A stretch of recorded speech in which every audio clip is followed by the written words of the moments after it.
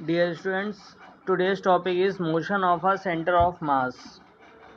So when a rigid body moves, how does the CM moves with rigid body? Means जब कोई rigid body move करती है तो उसका center of mass कैसे move करता है, ठीक है. तो motion of a system of particles. Here we will talk about the velocity of the particles. Okay, motion of center of mass includes velocity and acceleration of center of mass. ठीक है. तो ये जब ये आपका सेंटर ऑफ मास जब ये motion करेगा तो उसमें वेलोसिटी भी होगी और एक्सेलरेशन भी होगा. तो velocity of centre of mass मतलब इसको हम रिप्रेजेंट कर रहे हैं C M X comma Y. ठीक है. तो ये आपका एक्स कोऑर्डिनेट होगा. तो एक्स कोऑर्डिनेट जैसे सी एम के एक्स कोऑर्डिनेट क्या होते हैं, summation M i x i upon capital M. ऐसे ही y equal to y coordinate होगा summation M i y i upon capital M. अब कैपिटल आर क्या होता है, position vector of centre of mass. R vector equal to summation M i r i upon capital M. ठीक है. तो ये M into are हो गया. ये क्या हो गया, एम इंटू आर. तो capital M into R vector ये इक्वल हो गया आपका M one R one plus M two R two up to M N R N. अब हमने क्या किया, विद रिस्पेक्ट टू टी इसको डिफ्रेंशिएट कर दिया. आर बेसिकली क्या है, आर एक पोजीशन वेक्टर है, मतलब एक तरीके से ये डिस्टेंस है. तो M D are upon D T equal to M one D R one upon D T plus M two D R two upon D T. ठीक है.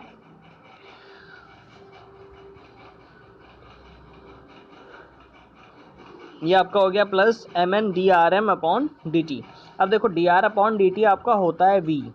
ठीक है. जैसे वी आपका D X upon D T होता है यानी displacement upon time, वैसे ही d are upon D t क्या हो गया वी. तो m v equal to M one D R one upon D t ये हो गया वी यानी v one plus M two D R two upon D t ये हो गया v two up to M n into v n.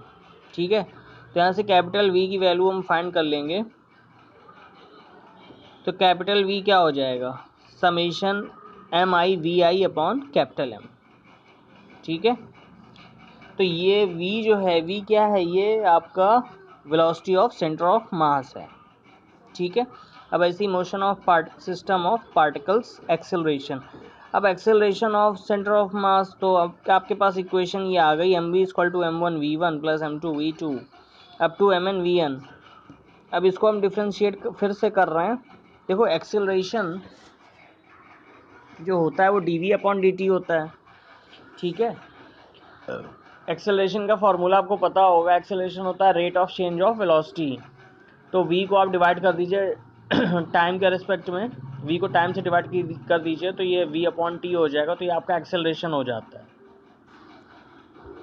ठीक है. तो M d we upon D T equal to M one d v one upon D T plus M two d v two upon D t up to M N d v n upon D t. तो d we upon D t की जगह d we upon D t की जगह हम यहाँ पे we can write acceleration. तो M a ये इक्वल्स हो जाएगा m one A one plus M two A two up to M N A N. ठीक है. तो अब यहाँ से फिर से हम वही करेंगे. हमें एक्सेलरेशन चाहिए तो हम वेक्टर ए निकालेंगे. तो vector A equal to summation M I A I upon capital M. तो ए क्या है यहाँ पे, vector A. Vector A is the acceleration of centre of mass. ठीक है. अब देखो जैसे कि एफ इक्वल टू क्या होता है, F equal to M A होता है, न्यूटन सेकंड लॉ. ठीक है. F equal to M a और F equal to M A. तो एफ वन जो है फोर्स, मान लो इसमें हम सपोज ये कर रहे हैं कि जितने भी पार्टिकल्स हैं सब पे एक, मान लो एम वन पार्टिकल पे जो फोर्स लग रहा है वो एफ वन लग रहा है और एम टू पार्टिकल्स पे जो फोर्स लग रहा है वो एफ टू लग रहा है. ऐसे ही nth पार्टिकल पे जो फोर्स लग रहा है वो एफ एन लग रहा है. ठीक है. तो F equal to M A होता है. और हम लोग इसके पहले देखिए क्या ये हम लोगों ने किया है, M A equal to M one A one plus M two A two up to M N A N. तो यहाँ पे जहाँ एम ए है तो वहाँ पे आप एफ से इसको रिप्लेस कर सकते हो, ठीक है। तो F equal to M A, तो एम ए इक्वल टू हो जाएगा एम वन ए वन, तो ये हो जाएगा F one plus F two up to F N, ठीक है। तो ये एम ए जो होगा, एम ए ये इक्वल टू हो जाएगा एफ एक्सटर्नल के। एफ एक्सटर्नल क्या है? It is the vector sum of all forces acting on each particle, ठीक है। मतलब कि जितने भी पार्टिकल्स हैं उन सब पे कोई ना कोई एक फोर्स एक्ट कर रहा है, F1 F2 F3 F4। तो ये एफ एक्सटर्नल क्या? F external basically it is the sum of all forces acting on each particle. तो एफ एक्सटर्नल हो जाएगा F1 plus F2 plus F3 F2 Fn, ठीक है। तो F1 जो है क्या है? The vector sum of F1 क्या है? The vector sum of all forces acting on the particle 1 and all internal forces will be cancel out. Internal forces जो होंगे वो कैंसिल आउट क्यों हो जाएंगे?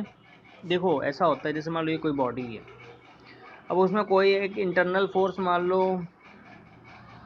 हम इसको स्मॉल एफ से रिप्रेजेंट कर रहे हैं, ठीक है। तो एक मान लो F1 इधर लग रहा है, इसकी डायरेक्शन इधर, तो एक F2 इसकी डायरेक्शन ये है, तो ये और ये कैंसिल होगा। ऐसे ही एक F2 एक ये F3 इधर लग रहा है, एक दूसरा फोर्स इधर लग रहा है। तो ये सारे इंटरनल फोर्स जो हैं वो क्या करते हैं, वो इंटरनली वो कैंसिल आउट हो जाते हैं, ठीक है। तो जो F1 होगा, F1 basically it is the sum of internal force plus external force, ठीक है। तो F1 को आप लिख सकते हो, you can write F1 as F1 internal plus F1 external. अब F1 इंटरनल क्या? Particle exerting forces on each other, ठीक है। तो ये जो इंटरनल वाला जो पोर्शन है ये आपका ज़ीरो हो जाएगा, क्योंकि ये पूरा का पूरा ज़ीरो है। तो यहाँ बचेगा क्या? F1 इक्वल टू हो जाएगा F1 एक्सटर्नल, ऐसे ही F2 इक्वल टू हो जाएगा F2 एक्सटर्नल, और F3 इक्वल टू हो जाएगा F3 एक्सटर्नल, ठीक है।